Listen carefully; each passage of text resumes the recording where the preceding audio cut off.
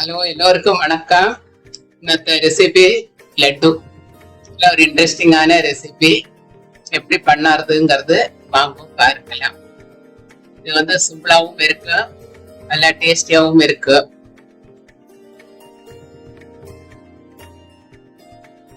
எப்படி பண்ணியிருக்கேன் பார்த்தலாம், ஆறணும்னு அந்த மாதிரி இருக்கு. இது ஒரு டம்ளர் கடலை மாவு செலிச்சு எடுத்துருக்கு. நம்ம கடலை பருப்பை மிஷின்ல கொடுத்து பொடிச்சிட்டு வந்துக்கலாம். கடலை மாவு நல்ல கடலை மாவா வாங்கினாலும் அது நல்லா செலிச்சு எடுத்துக்கணும். அதை கொஞ்சம் கொஞ்சமா தண்ணி ஊத்தி கரைச்சி எடுத்துக்கணும். நம்ம தோசை மாவோட பதத்துல கரைச்சி எடுக்கணும். இது நேச்சுரலா இருக்கு, எந்த ஒரு ஃபிளேவரும் போடலை. அது மாதிரி கொஞ்சம் கொஞ்சமா தண்ணி ஊத்தி நல்லா கரைச்சி எடுக்கிறோம். நமக்கு எவ்வளவு தேவையோ கடலை மாவு அதை எடுத்துக்கலாம். நான் ஒரு டம்ளர் கடலை மாவு எடுத்துட்டு கொஞ்சம் கொஞ்சமா தண்ணி ஊத்தி நல்லா கரைச்சி எடுக்கிறேன். தோசை மாவோட பதத்துல எடுத்துக்கலாம்.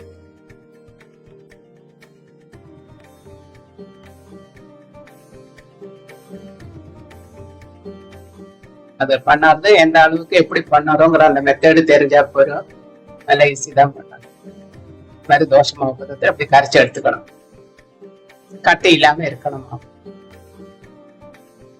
சரியா இருந்தானா சரியா விழாது, அடைச்சிக்கும் இந்த போல போய். அப்ப நமக்கு அந்த மாவு சலிச்சுட்டு எடுக்கும் போது நல்லா இருக்கும். அந்த மாதிரி தோசை மாவு கரைச்சி எடுக்கும்.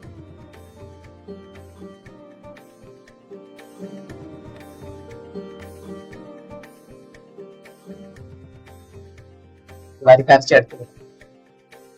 நேச்சுரலாவே இருக்கும் அதோட கலர். அந்த மாதிரி கரைச்சி எடுத்துக்கணும். அப்படி அடுப்புல பத்த வச்சு எண்ணெய் வச்சுட்டேன். இதுல மஞ்சள் தூள் போடுறேன். 1/2 டீஸ்பூன் மஞ்சள் தூள் போட்டு நல்லா மிக்ஸ் பண்ண.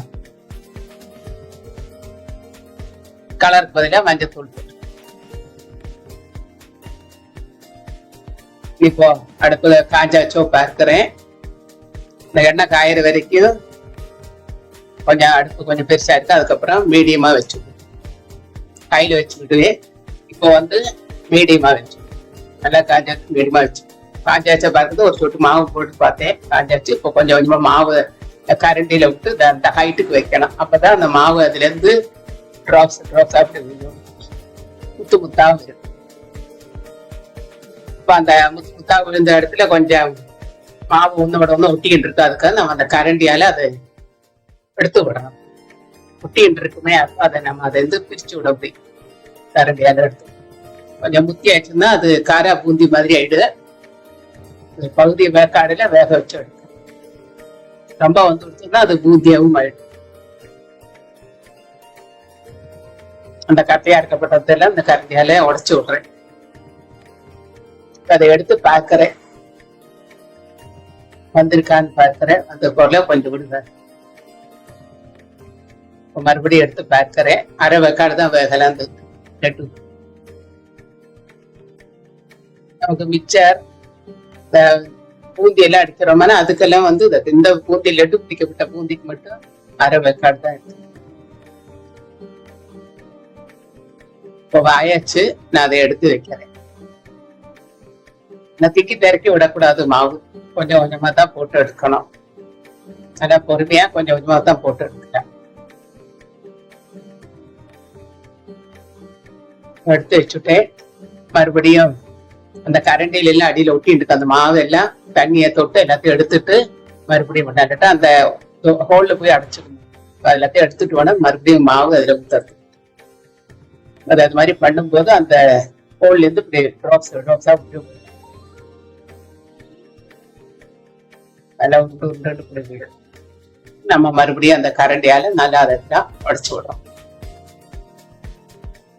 அழகா முத்து முத்தா வரும். அது மாதிரி முத்து முத்தா வருதுலாம். இதே மாதிரி நம்ம அதை எடுத்து பார்க்கிற மாதிரி முடிவாரு.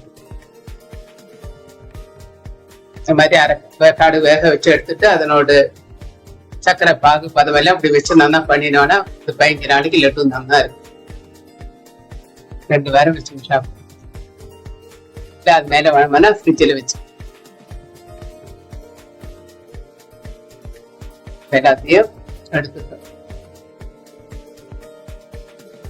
அந்த மாவை வந்து கொஞ்சம் கொஞ்சமா மாதிரி மாவு கரண்டில ஊத்தி எப்படி எடுக்கணும், ஜாரணியில ஊத்தி ஊத்தி இது எல்லாத்தையும் எடுத்துக்கணும். அந்த முத்து முத்தா அழகா, ரொம்ப கிட்டக்க வச்சோம்னா அந்த முத்து சரியா விழாது. கொஞ்சம் ஹைட்ல வச்சோம்னா தான் அது முத்து முத்தா அழகா வரும்.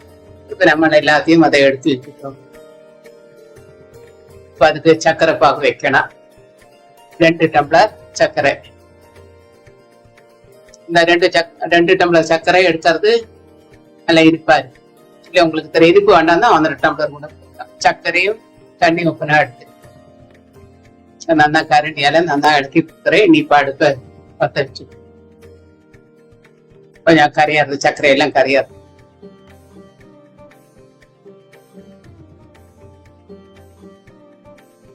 நல்லா கரைஞ்சாயிடுச்சுதான்.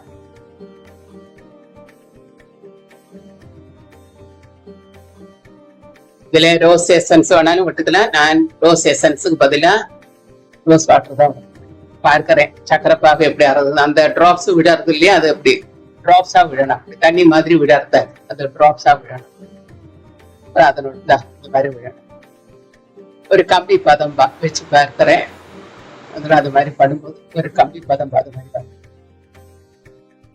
இதுதான். அடுப்பு ஆஃப் பண்ணிட்டேன்.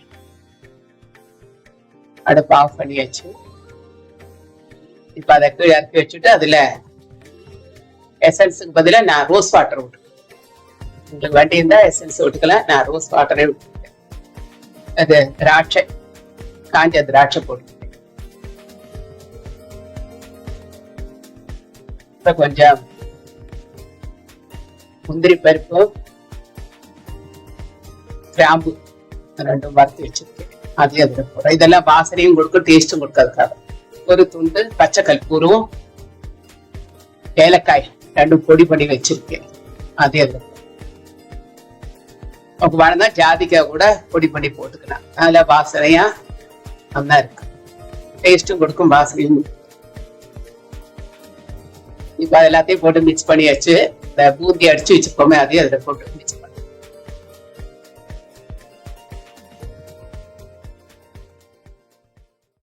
அடுப்புல இருந்து நான் கீழே இறக்கி வச்சாச்சு. சக்கரைப்பாக ஆயிடுச்சு சொன்னோடனே நான் கீழே இறக்கி வச்சுதான் இதெல்லாம் பண்ணறேன். அடுப்புல வச்சு பண்ணக்கூடாது, கீழே இறக்கி வச்சுதான் பண்ணேன். இது போட்டு இളக்கியிருக்கேன். ஆற கட்டி ஆயிடும். இது பாரிட்டு வருது. அதை எடுத்து நான் ஒரு தாம்பாளத்துல எடுத்து கொட்டணும். இது கொஞ்சம் நெய் விடணும், விட்டாதான் பிடிக்க வரும். எடுத்து ஒரு தாம்பாளத்துல கொட்டி வச்சு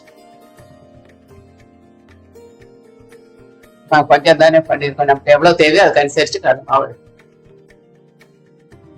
தாம்பாளத்துல எடுத்து கொட்டியாச்சு. நம்ம ஆறுனதுக்கு அப்புறம் தான் பிடிக்க வரும், சூட்டோட பிடிக்க முடியாது. கொஞ்சம் ஆறியாச்சு. கொஞ்சம் நெய் விடுறேன். இது ஒரு 50 மில்லி இருக்கு. அப்ப நமக்கு கை சூடாது. நெய் விட்டு நல்லா பசியறேன்.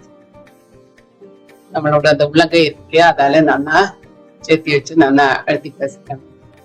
அப்பதான் அது உருண்டை பிடிக்கும். அதுக்காக அப்படி பண்ணும். கையாலே நல்லா அழுத்தி பசையும் போது நமக்கு நல்லா உருண்டை பிடிக்கும். இந்த நெய் எல்லாம் விட்டு பசையும் போது நமக்கு நல்லா டேஸ்ட் கொடுக்கும், நல்லா இருக்கு. அது மாதிரி பண்ணணும்.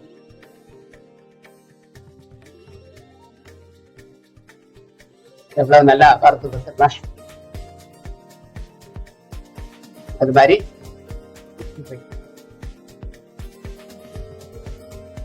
நமக்கு சைஸ் வந்து பெருசா சின்னதை எப்படி வேணுமோ அதை நம்ம பிடிச்சு வச்சுக்கலாம். சின்ன சைஸா பிடிச்சு வைக்கிறது.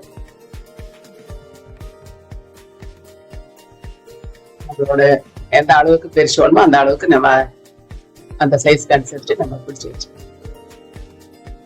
லட்டு தயாராயாச்சு. அது ஆறுனோன்னு கொஞ்சம் உதிரா வருது பாரு. பார்த்தாலே தெரியும் எப்படி வருதுங்கிறது. லட்டு தயாராயாச்சு. அது மாதிரிதான் பிடிச்சு வைக்கணும். அந்த நெய்யெல்லாம் விட்டு பண்ணும்போது அந்த மாதிரி பிடிக்கிறதுக்கு வெறும் நல்லா டேஸ்ட் கொடுக்கறதுனால தான் அதை பண்ணணும்.